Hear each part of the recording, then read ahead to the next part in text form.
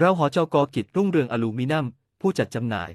และรับติดตั้งประตูหน้าต่างอลูมิเนียมคุณภาพสูงภายใต้แบรนด์ทอสเทมอย่างเป็นทางการโดยได้รับการรับรองและได้รับประกาศนียบัตรระดับสูงจากบริษัททอสเทมเราใส่ใจในทุกรายละเอียดของการบริหารงานและการให้บริการแก่ลูกค้าจึงเชื่อมั่นได้ว่าจะได้รับสินค้าที่มีคุณภาพและการติดตั้งที่ดีได้มาตรฐานด้วยทีมช่างที่มีความชำนาญงานมากกว่า40 ปีสามารถติดต่อเราได้ตลอดครับโทร044 246 043